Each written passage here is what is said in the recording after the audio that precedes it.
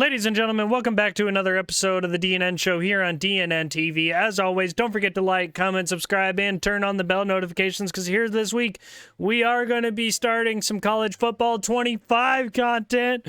Let me know down in the comments who is ready for College Football 25, and if so, are you playing it? And what are you excited to start on College Football 25? But we are going to get right back into this.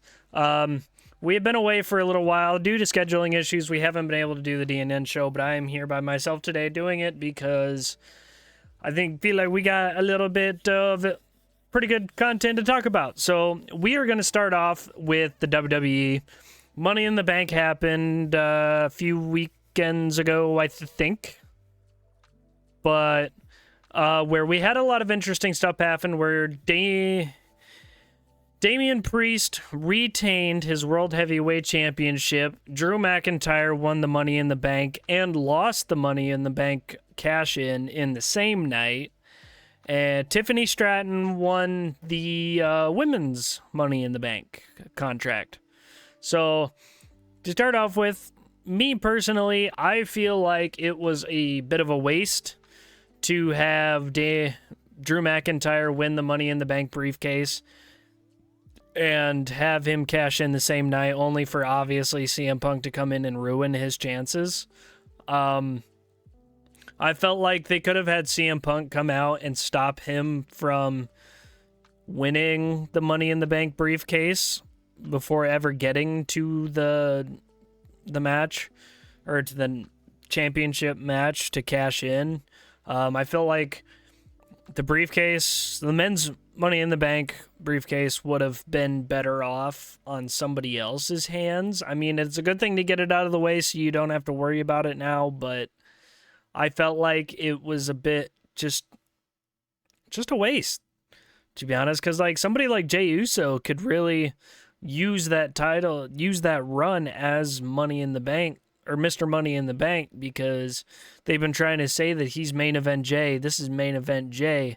And he's got one of the biggest pops in his entrance right now over a lot of superstars on the roster right now.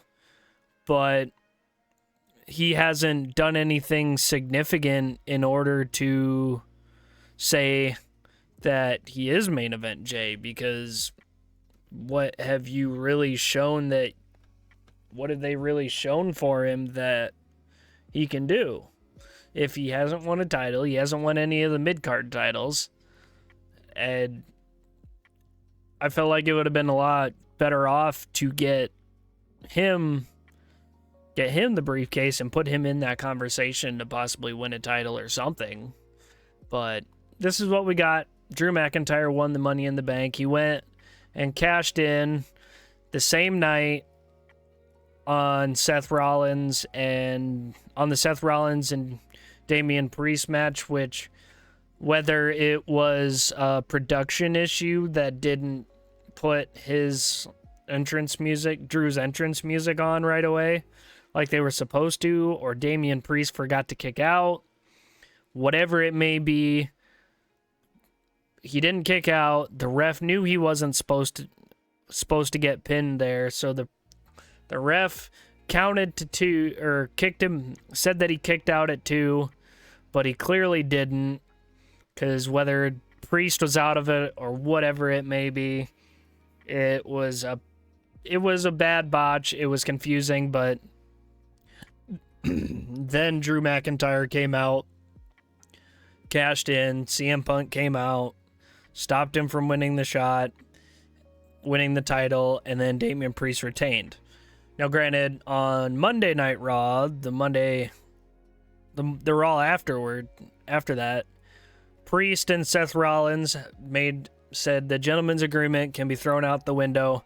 If you want another shot, thanks to McIntyre, you want another shot, you call it, whatever place, whatever time, and we'll do this again. So it's good that they said they kept Seth Rollins in the opportunity for the World Heavyweight Championship again, because obviously neither of them figured that McIntyre was going to cash in, but He did. And on Monday, at Money in the Bank, we did get an announcement that John Cena is retiring. He announced his retirement at Money in the Bank and said that 2025 is his final run as a wrestler in the WWE. Now, he did also say that his involvement with the WWE is not over after that, but the next time we see him will be in a suit and tie. But his last year competing for the WWE is next year. He went on to say that he had like 30 or 40 tour dates planned, and that Elimination Chamber is going to be his last, Money in the Bank is going to be his last, the Royal Rumble is going to be his last Rumble, and WrestleMania 2025 in Vegas will be his last WrestleMania competing in the ring. Now, I want to personally say thank you to John for over 2 decades worth of wrestling in the ring. I mean, when I started watching wrestling, he was he was going on a really good run, I believe. And I want to say back when I started watching wrestling, when I started watching WWE, I believe he was battling the Nexus. Yeah, I want to say. I think that's what I came into, because then I never got to watch very many pay-per-views at that point, or even WrestleManias at that point, but I kept up as much as I could with, going to friends' places when they watched it and watch it with them. But that was the one thing that I always liked, is that John Cena is my all-time favorite wrestler. And thank you for your many years of wrestling and many moments for then a kid like me to not understand what wrestling is, but then come in and do all that was awesome. So I'm hoping that he has a really good year next year, and that they let him have some good matches. I would like to see some matches like CM Punk and John Cena one last time, like Punk said on Raw after Money in the Bank. I'd love to see Randy versus Cena one last time. Maybe wait for WrestleMania for that. I'd probably like to see Cena versus Cody Rhodes. I think that one would be really nice too. But there's a lot of matches that I'd like to see him get in this next year.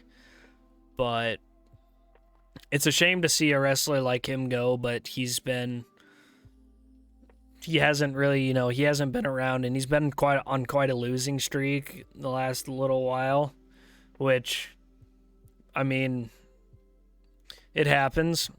Once you get up in that age, you can't really do it anymore, and he's got other stuff going on now, like shooting the second season of Peacemaker, I believe. So he's been doing a lot of other stuff lately, which is, I mean, that's his prerogative. I mean, that he's very well capable of doing that, especially, I mean, yes, I know he said that back when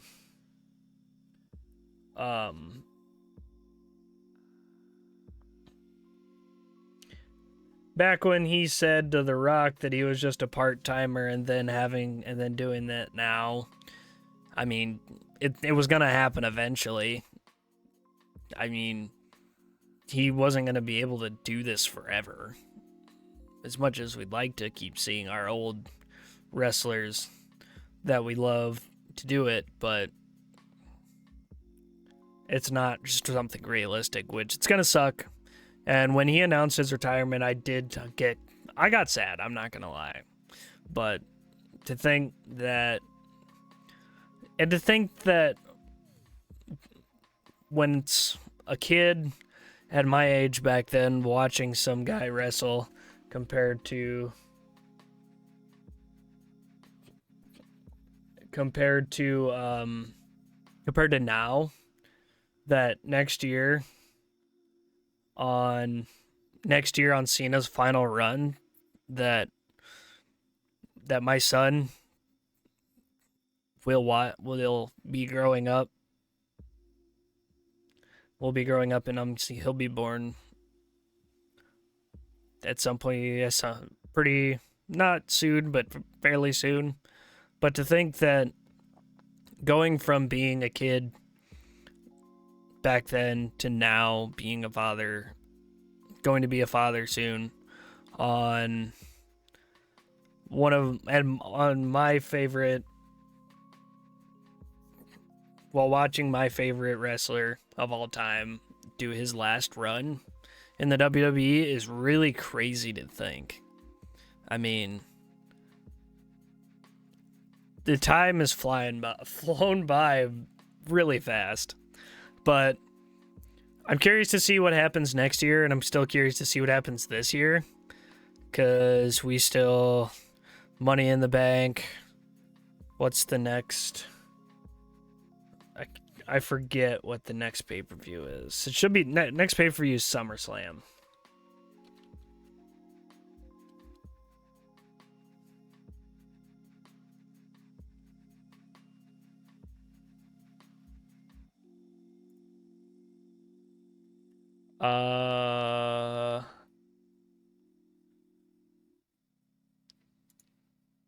Hold on to you. SummerSlam is next on August 3rd at the Cleveland Browns Stadium in Cleveland, Ohio. Let's see here. Let's see a list of what we got coming. So, WWE SummerSlam is up next in Cleveland. WWE Bash in Berlin is August 31st. October 25th. WWE Bad Blood is in Atlanta this year, which that was another thing we got to see at Money in the Bank was the announced return of WWE Bad Blood, which is really exciting. So maybe we get to see some pretty good matches. November 2nd is Crown Jewel. So we're getting farther into the years, and we've seen some good matches so far, and it is reported at SummerSlam that Roman Reigns is going to come back, which if he does, I'm not going to lie, I'm going to be excited to see it and see him go up against the new bloodline, especially since now that Solo has been saying that once Roman comes back, he needs to acknowledge me as the tribal chief and be like, you don't want that smoke, my guy. You don't want that smoke. Like, it's going to be a good rivalry, and I would like to see the Usos team back up again with Roman and face off against the new bloodline versus the old bloodline kind of thing. I think that'd be really interesting to see. But we have to look forward. Let me know down in the comments as well if you've made it this far, what matches you think are going to happen for Cena next year when we get his last final run. Next, I wanted to talk a little bit about the NBA Summer League 2024 that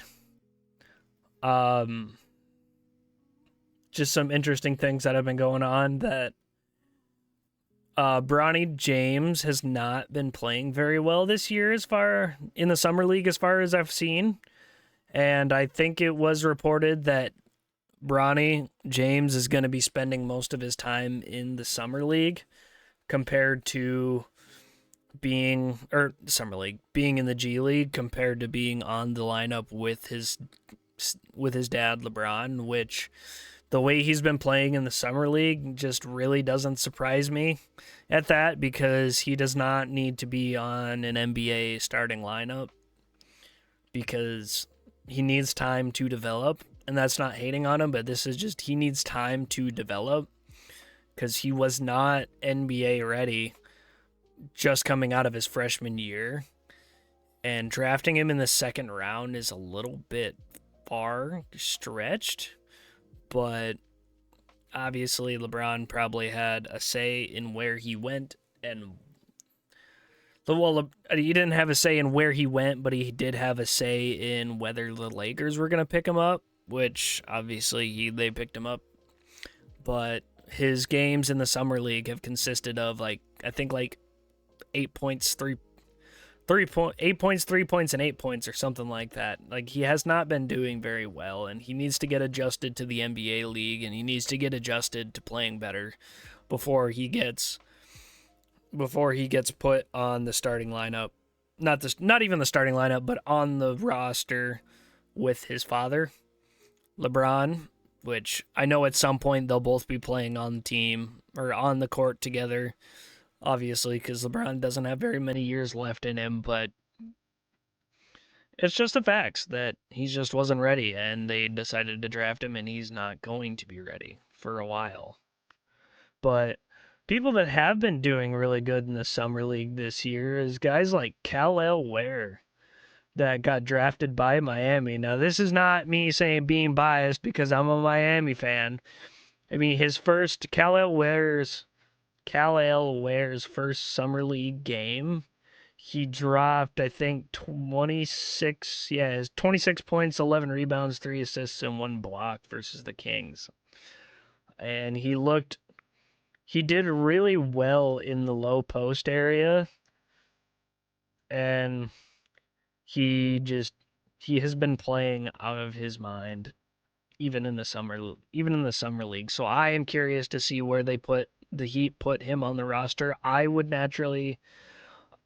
think if it were me, I would put Ware at center, maybe even starting center, or either put Kevin Love or Kal-El Ware at starting center and put Bam at the 4 instead of center, because I believe Bam is a true power forward, I believe.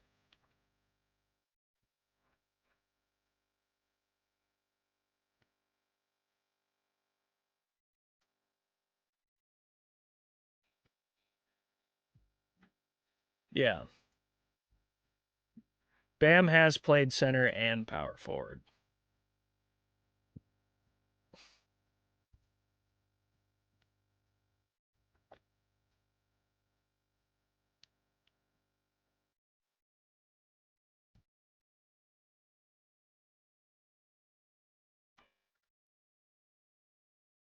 At least, and see, and that's something that's been a lot of discussed back and forth, is whether it would be worth it to put him at the 4 or not. But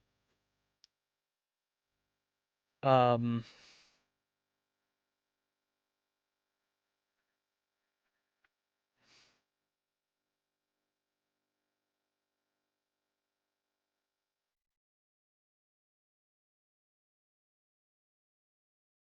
but even then, where he's sitting now at center, he's been in the run for defensive player of the year, and whether that would increase his ability to play defense or not is another story, but I think that it would be worth it to try it at least.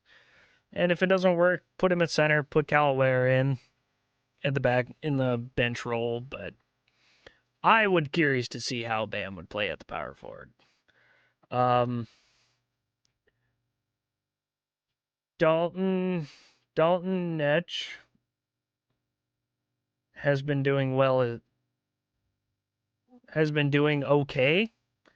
I've seen he's been doing solid, just hard to get some buckets down for him. But Ethan Thompson has been leading the way for the Warriors in the summer league because he's been doing really well. I mean, all right, hold on.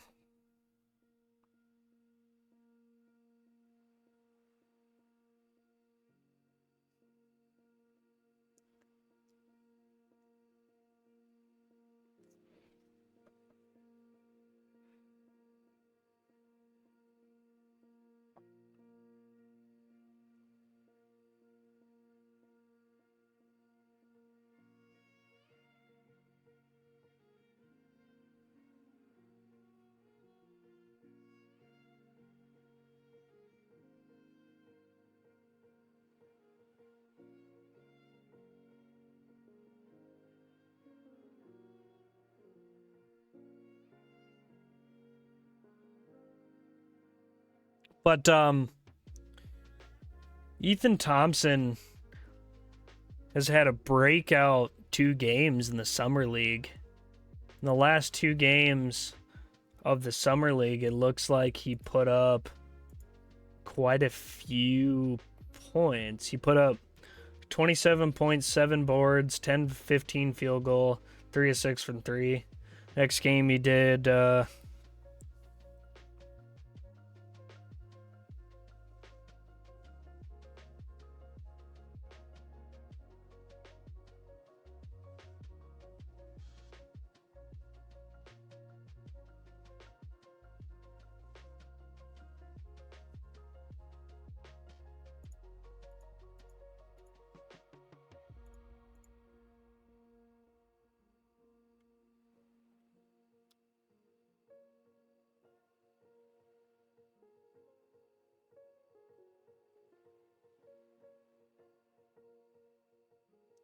he put up next night. He put up 22 points, 11 boards, 4 assists, 3 steals, 8 of 15 field goal, 8 of 15 from the field, 2 of 5 from 3, and 4 for 4 on the free throw line. So he's been doing well for the Warriors. I think he'd be cool. It's nice to see them having a guard that if they pick him up or keep him, if he could put into that role that they lose with Klay Thompson, which Klay Thompson hasn't been doing that well the last couple of years anyway. It's been tough sledding, but it would be nice to see them pick up somebody like that. And Salt Lake City Summer League action is up next on Monday, starting with the Oklahoma City Thunder and the Philadelphia 76ers at 7. Which I'm curious to see what happens through the rest of the Summer League, but some of the moves that I thought were interesting this year is Klay Thompson going to Dallas.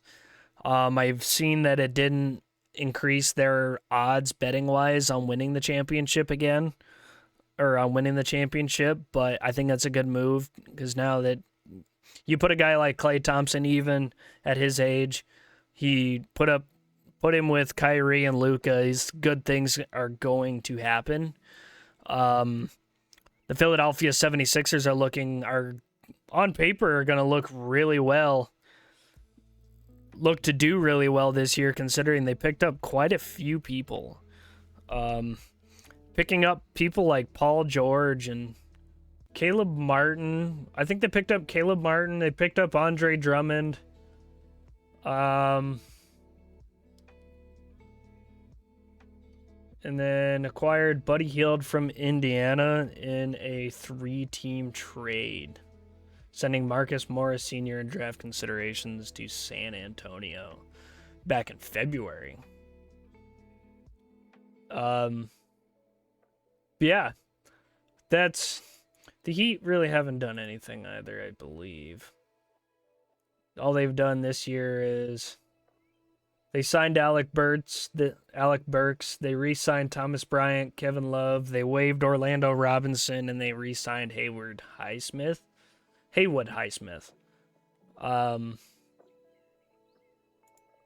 Yeah.